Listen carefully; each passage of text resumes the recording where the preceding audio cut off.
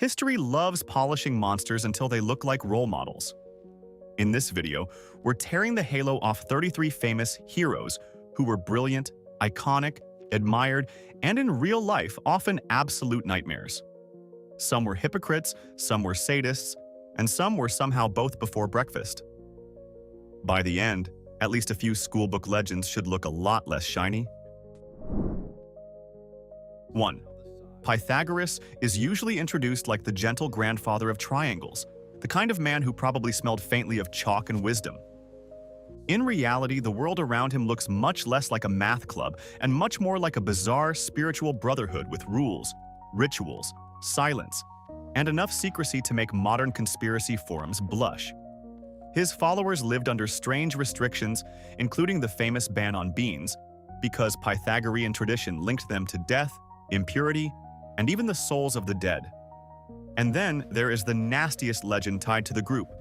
Later, ancient tradition says a member who revealed forbidden knowledge about irrational numbers or other secret teachings ended up destroyed, even if the exact drowning story is probably more legend than confirmed fact. So yes, one of the biggest names in mathematics may also have been running a mystical anti-bean cult, where curiosity was not exactly encouraged. Apparently, discovering new numbers was fine, as long as nobody ruined the vibe. 2. Thomas Jefferson wrote one of the most beautiful sentences in political history, then spent his life acting like it came with a giant invisible asterisk. The man who wrote that all men are created equal, enslaved, more than 600 people over the course of his life and relied on their forced labor to support his estate, comfort, and public image. This was not some tiny embarrassment he was helplessly dragged through by the times. He managed the system, profited from it, sold people when debt pressed him, and freed only a very small number. That is what makes Jefferson so difficult to tidy up into a marble saint. He was one of the most educated and articulate men in the Atlantic world, and he still chose convenience over principle again and again. The words were revolutionary. The plantation was old-fashioned brutality with better handwriting. Few people in history have ever written such soaring ideals while standing on such a trapdoor of hypocrisy. 3. Jean-Jacques Rousseau practically became Europe's celebrity expert on how children should be raised, loved, guided, and allowed to develop naturally.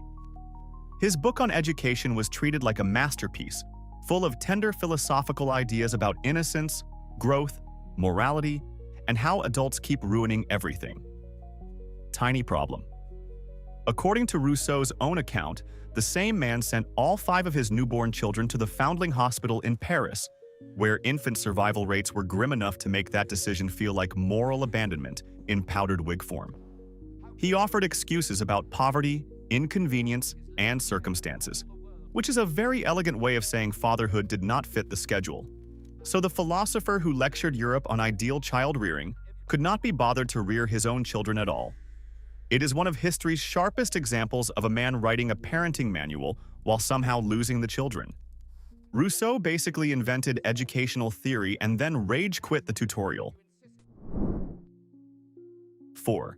Thomas Edison is often packaged as the cheerful wizard of invention, a man in a vest sprinkling light bulbs across civilization like fairy dust for industrialists. The real Edison could be far uglier, a ruthless empire builder who fought brutal patent wars, crushed rivals, and helped turn the War of Currents into public fear theater. During that campaign, animals were electrocuted in demonstrations meant to make alternating current look terrifying and deadly, because apparently win the argument was too boring and terrify the public with dead animals had stronger branding. He was brilliant, yes, but he was also territorial, manipulative, and more than willing to weaponize panic when it helped his side. That does not erase the inventions. It just ruins the sanitized bedtime story version where genius and virtue arrive in the same box.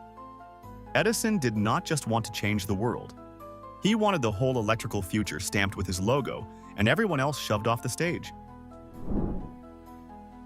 5.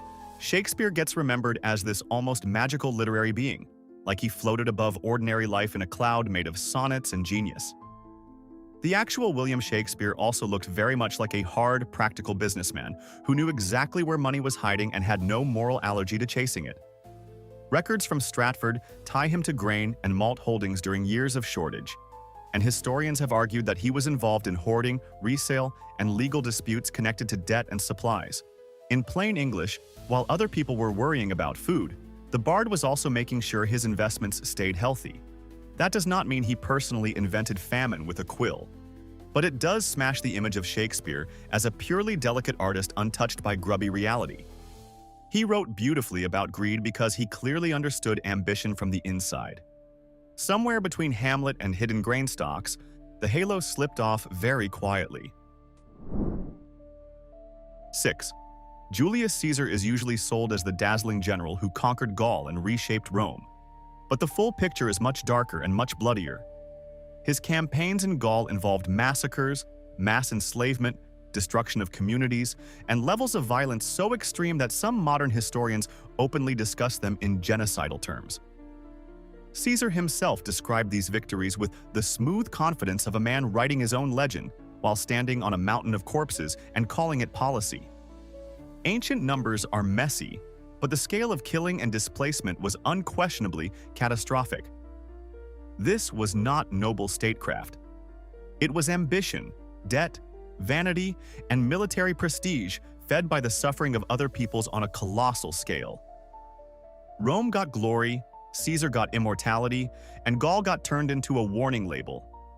History keeps calling him great because conquerors always sound better once they are carved in marble and no longer answering questions. 7.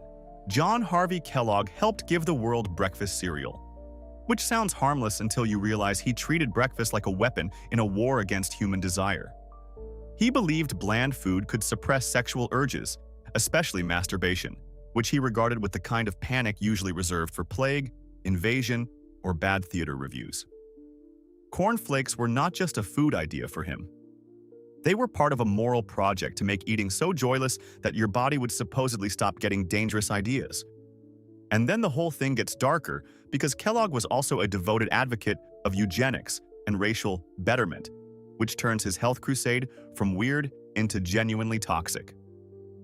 So the smiling image of a cereal pioneer hides a man who wanted to regulate appetite, behavior, and society itself with the smug confidence of someone who thought plain grains could save civilization.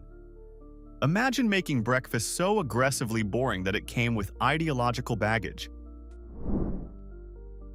8. George Washington is remembered as the steady, honorable founder who knew how to surrender power, resist monarchy, and embody Republican virtue. The problem is that when Pennsylvania's gradual abolition law threatened to free enslaved people who stayed in the state long enough, Washington did not heroically rise above the system. He rotated enslaved workers out of Pennsylvania before they could qualify for freedom, using legal maneuvering to protect his ownership while still looking respectable in public. That detail matters because it was not passive participation in slavery. It was active management designed to stop other human beings from escaping it. So the man who became a symbol of liberty was also quietly scheduling human movement like a loophole accountant with presidential posture. The contradiction is not minor, and it is not accidental. Founding-era freedom had a disturbing habit of ending exactly where elite comfort began. Apparently, some revolutions come with excellent speeches and absolutely terrible HR policies. 9. Albert Einstein transformed physics, redefined space and time, and became the global mascot for human genius, which makes his private behavior hit even harder. During the collapse of his first marriage, he gave Mileva Maric a list of household conditions that reads like a cold office manual written by a man who had mistaken marriage for janitorial support. She was expected to keep his clothes and meals in order, avoid intimacy, leave his room when told, and stop talking immediately if he demanded it. Nothing says romantic partner quite like, please become a silent domestic appliance. The ugliness of that list does not erase relativity, but it absolutely crushes the lazy fantasy that brilliance automatically comes with wisdom, kindness, or even basic decency. Einstein could explain the behavior of light while acting like empathy was a disputed theory. Apparently, he had a unified field equation for the cosmos, but not for how to treat the person in the next room. 10. Saint Olga of Kiev is remembered as a saintly ruler and one of the towering figures of early Kievan history. But the revenge story attached to her sounds like vengeance written by someone who thought restraint was for amateurs. According to the primary chronicle, after her husband Igor was killed by the Drevlians, Olga answered with a series of punishments so theatrical and savage that modern screenwriters would probably tone them down for being too much. One group of envoys was buried alive, another was burned inside a bathhouse. Then, after a siege, the city of Iskorostan was supposedly set on fire with birds carrying smoldering material back to the rooftops. Historians debate how literally to take every detail, but the tradition itself is the point. Her memory fused sanctity with terrifying, almost operatic retaliation. She was canonized, yes, but the road there involved enough revenge imagery to make ordinary royal grudges look like passive-aggressive notes. Olga did not just hold a grudge. She turned it into statecraft with pyrotechnics. 11. Walt Disney's public image is all wholesome wonder, talking animals, smiling castles, and enough nostalgia to make entire adults cry in line for themed snacks. The historical Disney, though, was less cuddly. His studio maintained openly sexist hiring practices, with rejection letters explaining that women simply were not considered for creative animation roles, as if imagination itself had somehow become a male-only department. Then came the 1941 strike, where Disney reacted bitterly to labor unrest at his own studio, turning the Kingdom of Magic into a much less magical workplace very quickly. Add the uncomfortable fact that he met Leni Riefenstahl in late 1938, when many in Hollywood wanted nothing to do with Nazi prestige after Kristallnacht, and the picture gets even less sparkly. None of this turns him into a cartoon villain, but it absolutely ruins the idea that he was just America's smiling uncle with a sketchpad. Behind the mouse was a boss with control issues, old biases, and very selective ideas about who got to create the dream. 12. Christopher Columbus is still treated in popular memory like the brave genius who opened the New World, which is already awkward before you even reach the part where he did not discover a place full of people who were obviously already there. What he did help open was a system of conquest and exploitation that was catastrophic for the indigenous peoples of the Caribbean, especially the Taíno. As governor on Hispaniola, Columbus became infamous even among some contemporaries for brutal rule, harsh punishments, and governance so abusive that he was eventually arrested and removed from office. That alone should demolish the kindergarten version of the story, because the empire backing conquest did not exactly have a low tolerance for cruelty. The wider colonial machinery that followed brought forced labor, mutilation, sexual violence, and demographic collapse. So no, Columbus was not just a determined navigator with bad geography. He was also one of history's clearest examples of exploration turning into domination. The second gold entered the conversation. 13. Arthur Schopenhauer built his philosophical reputation on pessimism, suffering, human misery, and the grim mechanics of existence, which all sounds very profound until you remember he personally added to the misery and then whined about the bill. In Berlin, he got into a confrontation with an older woman named Caroline Louise Marquet, who was talking loudly near his apartment. He shoved her, she fell, and the injuries were serious enough that the court ordered him to pay her a pension for years. Instead of reacting with remorse, Schopenhauer later complained in writing about the burden of paying compensation, which is such a perfect self-own that you almost want to applaud the irony before remembering an actual person was hurt. So yes, he understood suffering very deeply, especially when he was reading about it in abstract terms or causing it to someone else. Apparently, pessimism is easier to perform when you are the one doing the pushing. 14. Franklin D. Roosevelt is rightly remembered for leading the United States through Depression and World War, but that heroic image comes with a massive stain that cannot be edited out with patriotic music. In 1942, Roosevelt signed Executive Order 9066, which set in motion the forced removal and incarceration of more than 120,000 people of Japanese ancestry, most of them from the West Coast, and many of them American citizens. Families lost homes, businesses, years of freedom, and any illusion that constitutional rights automatically survive panic. This was not a vague bureaucratic accident carried out far below the president's desk. He authorized the machinery that made it possible. That does not erase the New Deal or the wartime leadership, but it completely destroys the idea that Roosevelt's moral judgment was always noble or clear. Even iconic leaders can become very dangerous when fear gets dressed up as policy and prejudice gets handed official stationery. 15. Cleopatra is usually marketed as the glamorous queen of Egypt, forever wrapped in romance, luxury, charisma, and enough cinematic eyeliner to blind a generation. The real Cleopatra lived inside the brutal world of Ptolemaic dynastic politics, where family was less a support system and more a rotating list of future threats.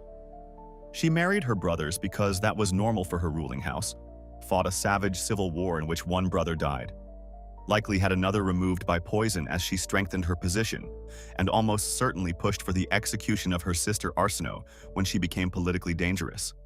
So the historical Cleopatra was not just some dazzling seductress drifting through love affairs with Caesar and Antony. She was shrewd, calculating, and fully willing to remove siblings if they stood between her and absolute power. The romance is real enough to sell posters. The family bloodbath is what keeps the throne stable in the background, like the least festive wedding gift imaginable. 16. Fritz Haber is one of history's most disturbing examples of a man whose legacy looks like humanity arguing with itself in a mirror. On one side, he helped develop the ammonia process that made synthetic fertilizer possible, a breakthrough that helped feed billions and transformed global agriculture. On the other side, he passionately embraced chemical warfare during the First World War and became central to Germany's poison gas program, personally championing chlorine gas as a weapon. So this is not a story where a scientist innocently invents something useful and later watches villains misuse it. Haber himself was the villain in that chapter, convinced that poison on the battlefield was a practical solution to military deadlock. The moral split is staggering. He helped humanity grow more bread and helped humanity suffocate more efficiently. If history ever needed proof that scientific brilliance can be morally useless without conscience, Fritz Haber practically signed it in a lab coat. 17. Charles Dickens wrote unforgettable stories about cruelty, poverty, social hypocrisy, and the emotional damage caused by cold-hearted institutions, which makes his own behavior toward his wife especially ugly. When his marriage collapsed, evidence from letters revealed that Dickens tried to have Catherine Dickens placed in an asylum, even though a doctor found no sign that she was mentally ill. Why? Because she had become inconvenient to a famous man who wanted freedom, control, and room to pursue a relationship with a much younger actress without the domestic obstacle of an existing wife. That is not a romantic tragedy. That is vanity trying to use the machinery of the age to disappear a woman politely. It is the sort of move that sounds too cruel for one of his novels, yet there it is in real life. Dickens could expose hypocrisy brilliantly on the page while apparently missing the industrial-scale version operating in his own house. 18. Winston Churchill absolutely earned part of his heroic status through his role in resisting Nazi Germany. But once you step outside that specific spotlight, the record gets far less flattering.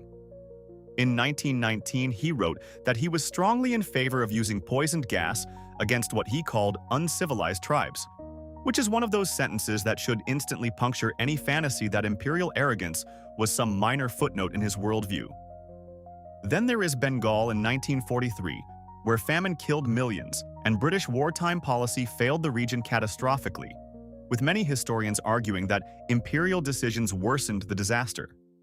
Churchill did not invent the famine, but his government's priorities and his own attitudes remain part of why his reputation is so contested beyond Britain's heroic war memory. He could be magnificent against Hitler and still cruel, racist, and callous within empire. Bronze statues are very convenient that way. They preserve the cigar and the speech, but not the dead behind the policy memo. 19. Hammurabi is remembered as the great Babylonian king of strict justice, the ancient mastermind behind the famous slogan, "An eye for an eye." The slogan sounds wonderfully fair until you actually look at how the code worked and realize the justice system had the moral symmetry of a crooked ladder. Punishment depended heavily on status. Harm an equal and you might suffer direct retaliation. Harm someone lower in rank and you could often settle it with a payment. So this was not some clean universal principle applied evenly across society. It was law built around hierarchy, where elite bodies and poor bodies did not carry the same price tag. That makes the whole thing feel less like timeless justice and more like a stone-carved manual for organized inequality with catchy branding.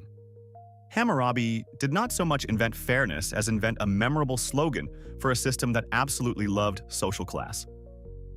Ancient governments, it turns out, were already experts at selling privilege as order. 20. Steve Jobs is remembered as the visionary founder who reshaped technology, turned gadgets into cultural events, and made the future arrive wearing better packaging. He was also, by many accounts, a deeply difficult and often cruel person whose charisma did not exactly spill over into kindness. For years, he denied paternity of his daughter Lisa, even after DNA evidence made the truth hard to escape. And the emotional damage of that denial lasted much longer than any product keynote. The larger pattern fits the same personality: brilliant, magnetic, driven, and so convinced of his own exceptionality that ordinary rules seemed like decorative suggestions for lesser mortals. That is why the famous habit of parking in disabled spaces feels so revealing. It is not just rude. It is a tiny daily monument to the philosophy that inconvenience should happen to other people because Steve Jobs had somewhere to be. Revolutionary products? Yes. Spiritually exhausting parking behavior? Also yes. 21. Richard the Lionheart is one of the most over-manufactured heroes in English history, which is funny because he spent very little time in England and barely spoke English at all. For much of his reign, England functioned less like a beloved homeland and more like an expensive wallet for his continental wars and crusading ambitions. The ugliest moment came after Acre in 1191, when negotiations with Saladin stalled and Richard ordered the execution of around 2,700 Muslim prisoners. These were captives, not men charging at him in battle, and the massacre shocked even some contemporaries. So the image of the noble crusader starts looking much more like medieval public relations once you inspect the details. Richard was undeniably brave and militarily gifted. He was also perfectly capable of spectacular brutality and far more interested in glory than in the country that later turned him into a national mascot. England inherited the legend. Acre got the evidence. 22. Mother Teresa's public image was built around pure compassion, saintly simplicity, and an almost untouchable aura of sacrificial goodness. The problem is that critics, including medical observers, argued for years that her homes for the dying often provided inadequate medical care and insufficient pain relief, even while she herself accepted advanced treatment when she was sick. That contrast is what makes the halo wobble. If suffering is spiritually meaningful, it becomes a very suspicious principle when it seems noblest mainly for poor strangers, and much less attractive when it is your own body on the line. Defenders argue that her mission was never meant to function as a modern hospital, and context does matter. But even with context, the criticism remains serious because pain relief is not some decadent luxury invented by spoiled people. The saintly image survives much better in photographs than in medical review. Holiness gets a lot harder to package once someone starts asking what happened to the morphine. 23. Vasco da Gama is remembered as the legendary Portuguese explorer who opened the sea route between Europe and India, which sounds glorious, right up until you reach the part where he behaved like terror had become a maritime management style. On one infamous voyage, he captured a ship carrying Muslim pilgrims, looted it, trapped the passengers aboard, and burned them alive, including women and children who begged for mercy and offered wealth for their lives. This was not chaos, not panic, and not some accidental wartime fire. It was deliberate cruelty meant to send a message. That is the ugly core, hiding under so many celebratory explorer stories. The monument says, navigation, while the reality often says, mass murder with good maps. Da Gama was brave on the ocean, no question. He was also ruthless enough to turn a pilgrimage voyage into a floating atrocity without blinking. History loves a sea route. It is much less eager to discuss what was screaming on the deck. 24. Henry Ford did not keep his anti-Semitism tucked away in some embarrassing private corner like a family attic nobody wants to open. He used his wealth, fame, and newspaper to blast those views into public life with the confidence of a man who thought industrial success made him qualified to poison society at scale. Through the Dearborn Independent, Ford promoted conspiratorial hatred of Jews and helped normalize ideas that later spread far beyond the United States. Hitler admired him so much that Ford became the only American specifically praised in Mein Kampf, which is not a subtle historical hint, but a full screaming alarm bell with extra wiring. So yes, he revolutionized manufacturing and transformed industry. He also mass-produced bigotry with the same smug efficiency. That combination is what makes Ford so disturbing. A man brilliant enough to change how machines were built and rotten enough to help mainstream hatred while doing it. Some assembly lines produce cars, others produce poison. 25. Alexander the Great is one of history's ultimate action figure heroes, the conqueror who raced across continents and made half the ancient world look underachieving. The problem is that once you step away from the battle maps, the legend starts smelling very strongly of ego, alcohol, and unstable rage. He killed Cletus, one of his closest companions and a man who had once saved his life during a drunken argument that spiraled into fatal violence. Then there is Persepolis, which he looted and burned in a spectacle. Later tradition could never quite decide was political revenge, drunken chaos, or both at the same time. Add the growing paranoia, the theatrical self-image, and the increasing taste for absolute power, and the heroic conqueror starts looking less like a flawless genius and more like an empire-sized disaster with excellent cavalry. Alexander was dazzling, yes. He was also the kind of man who could conquer the known world and still lose a fight with his own impulse control. 26. Edwin Hubble helped transform astronomy and gave his name to one of the most famous telescopes ever built, which should have been more than enough to secure a glorious legacy without extra decoration. Apparently, it was not enough for Hubble himself. He spent years polishing and exaggerating his own biography, presenting himself as a far more dramatic war hero than reality supported. The truth is much less cinematic. His division in the First World War never actually saw combat, yet he liked telling stories that made him sound like a wounded man of the front. It is a strangely needy kind of vanity, because his actual achievements were already enormous and did not require costume medals attached to them with personal mythology. Hubble helped humanity understand that the universe was far bigger than people had imagined. He also apparently decided his own resume deserved the same expansion. Nothing says astronomer quite like stretching the truth until it becomes cosmic. 27. Leopold II of Belgium sold himself to Europe as a philanthropist and civilizing humanitarian, which is one of the bleakest branding successes in modern history. Behind that polished image, he turned the Congo Free State into his personal extraction machine, where forced labor, terror, hostage-taking, mutilation, and mass death were all tied to rubber profits and colonial control. Exact numbers remain debated, but the scale of devastation ran into the millions and is beyond moral salvage no matter how politely it gets phrased in old diplomatic language. What makes Leopold especially revolting is not just the cruelty itself, though that was monstrous enough. It is the double performance. Noble speeches in Europe, human catastrophe in Africa, and plenty of carefully ironed hypocrisy in between. This was colonialism with a public relations department and a private chamber of horrors. If evil ever wore a tailored suit and asked to be praised for philanthropy, Leopold was already there posing for the portrait. 28. Jacques Cousteau is remembered as the beloved poet of the sea, the red-capped explorer who taught millions to care about the oceans and treat marine life with awe. Early Cousteau, however, could behave like a man who thought the best way to study nature was to attack it and see what floated up. In the Silent World era, he and his team used dynamite on coral reefs to conduct what they described as a more complete census of fish, which is an astonishingly elegant phrase for, "We blew up the neighborhood and counted the bodies." That same early period also drew criticism for the treatment of sharks and for a whale calf mortally injured after a collision with the ship. To be fair, Cousteau evolved and later became a major voice for conservation. But that later redemption does not erase the absurd violence of the opening act.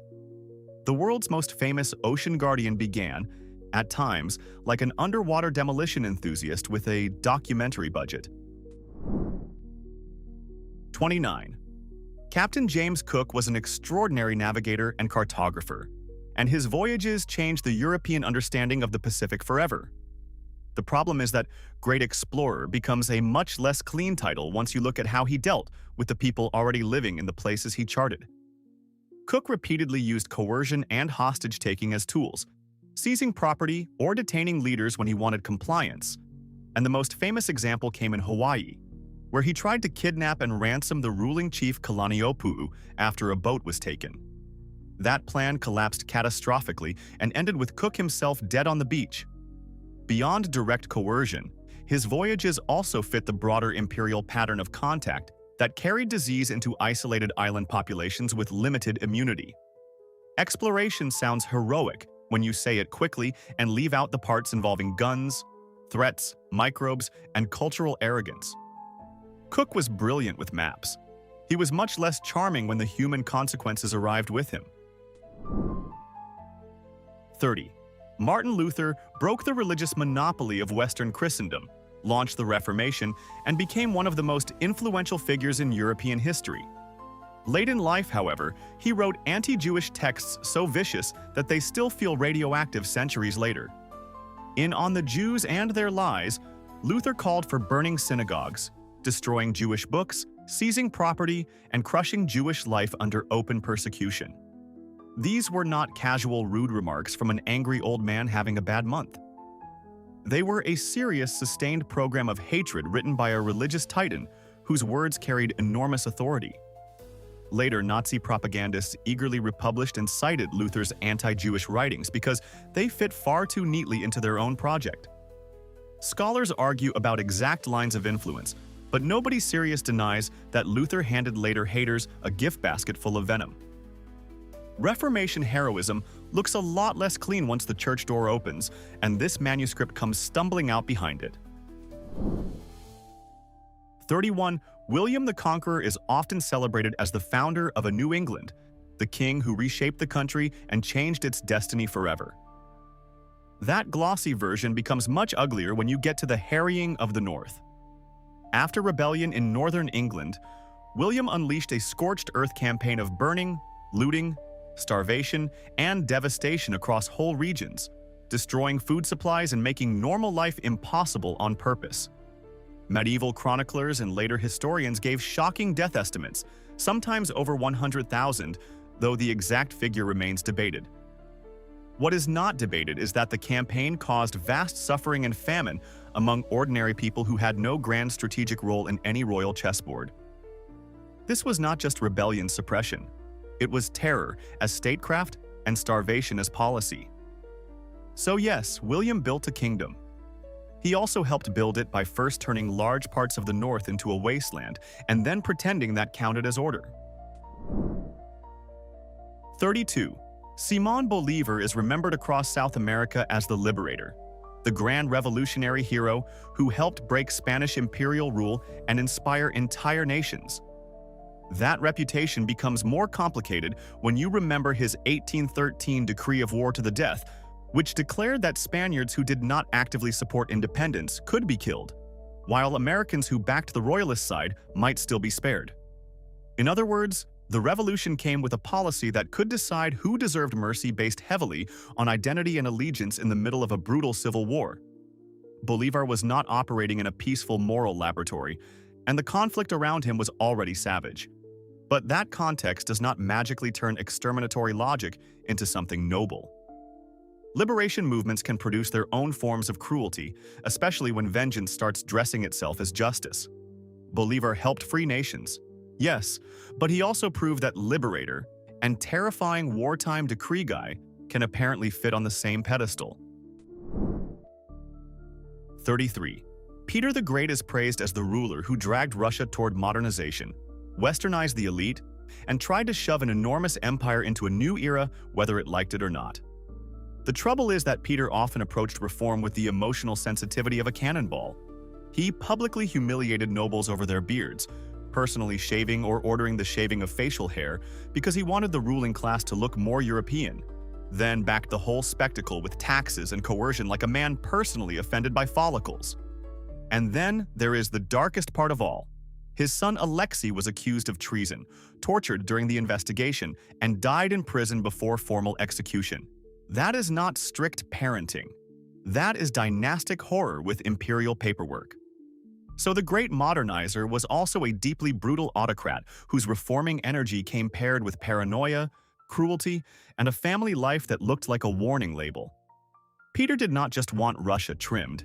He wanted it reshaped with blades, fear, and absolutely zero gentle conversation. So which one was the biggest fraud? The hero who shocked you most, or the one people still defend for no good reason? And more importantly, who else belongs on this list that history keeps protecting with fancy portraits and polite lies? Drop your most brutal pick in the comments. If this video wrecked a few legends for you, hit like, subscribe, and let's keep ruining fake heroes together.